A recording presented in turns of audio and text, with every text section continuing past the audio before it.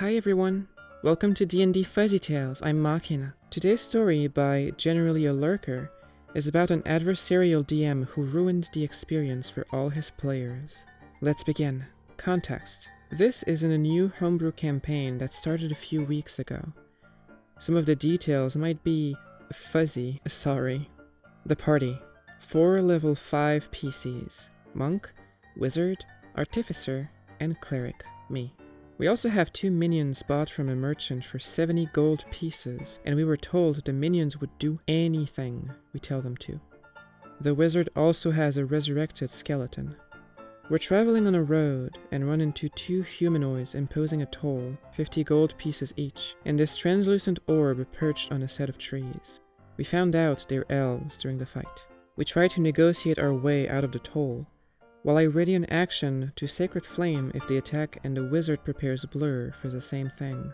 Negotiation fails as an arrow flies into the shoulder of the wizard in the middle of the conversation.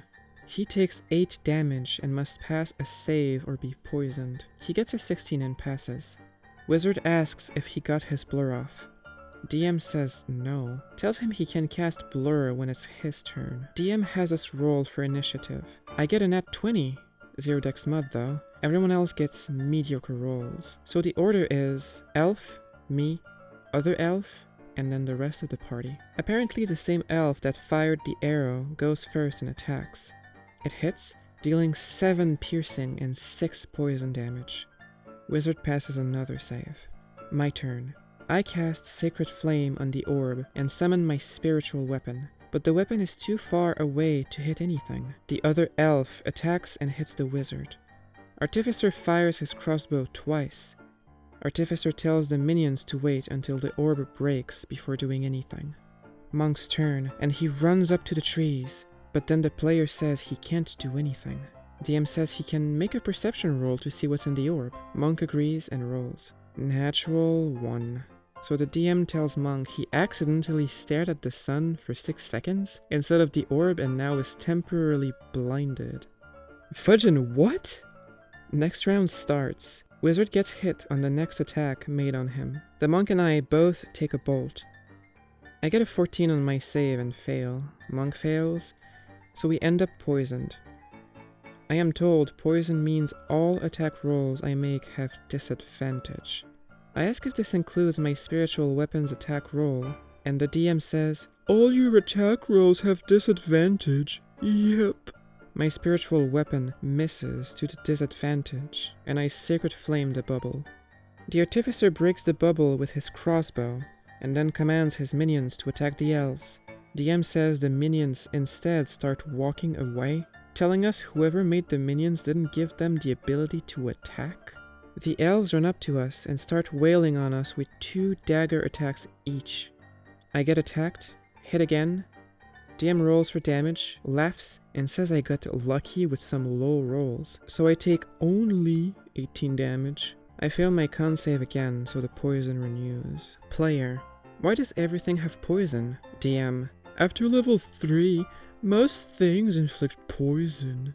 I'm wondering how we keep getting hit, and the DM mentions sometime this round the elves have +8 to hit. The other elf runs up to the wizard, attacks his skeleton and kills it 1 shot. Then he attacks the wizard, downing him. The blinded, poisoned monk turns around and runs, trying to attack the elf on me. DM says he instead attacks me. At least the monk won't roll high enough to beat my 18 AC, I think. I am correct. The monk rolls another nat 1. DM laughs and says the monk trips and tackles me. So we both take 5 bludgeoning damage, get pushed 10 feet and are knocked prone. The party finally starts to make headway. We start landing some hits. The wizard doesn't fail his death saves. The next time the elf hits, I take 20 damage and go down. Sensing the end, the Artificer tries to finish off the elf near the monk and I. He rolls a 2 with a decent-sized positive modifier. Sensing the end, the DM announces he misses and the arrow hits the monk in the back instead. That's a 2. I know.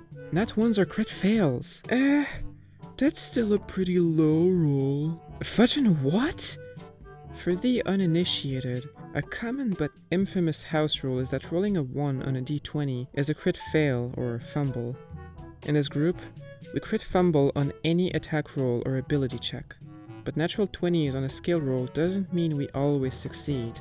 For example, the merchant wouldn't lower his price on the minions despite a natural 20 on a persuasion roll. I get healed and proceed to start with the same cantrip plus spiritual weapon routine to try to kill this elven terminator. I'm still poisoned, so I roll twice for my spiritual weapon's attack, and the DM tells me I don't need to do that since the disadvantage only applies to my attack rolls, not the ones made with the spiritual weapon. Haha, silly me, whatever gave me that impression? Trying to hurry things along, the Artificer casts Branding Smite, announcing this will let him add 2d6 to every attack he makes for the next minute. I know for a fact that this is very wrong, but the DM doesn't know this and I feel strangely reluctant to enlighten him. Artificer attacks twice with a dagger, both attacks hit. The targeted elf explodes into chunky salsa. The other elf is finished off before anyone else is downed or rolls a 1, 2, or 3. We are thankful, because in this world, getting downed twice in one battle gives you a level of exhaustion, and you can't take a long rest until the night because otherwise, you aren't tired yet. Considering we woke up half an hour ago, this is the best news we've had all day. It's the best news all day for me too, because I get to learn that this group isn't worth coming back to after only a few weeks of investment. Well, this is what you get when the concept of adversarial DM is pushed to the extreme. It's even worse here, since he was constantly being inconsistent with his own rules. People need to realize that D&D is all about the stories you tell with one another, not who manages to kill who first. And as much as challenge can be fun and rewarding, in my opinion, difficulty doesn't necessarily make the game more interesting. Let us know what you think in the comments, and make sure to tune in to our next Fuzzy Tale. Until then, take care of yourselves, and thanks for watching.